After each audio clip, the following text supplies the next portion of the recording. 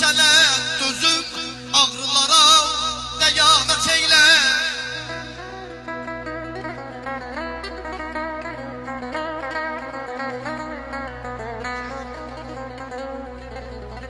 Düşmən toxmağıdır ey mənim oğlum, ey mənim qanadım, ey mənim qolum. Səhvimi öyrənmə qurban olum, yaxşı adətimi səladet eylə.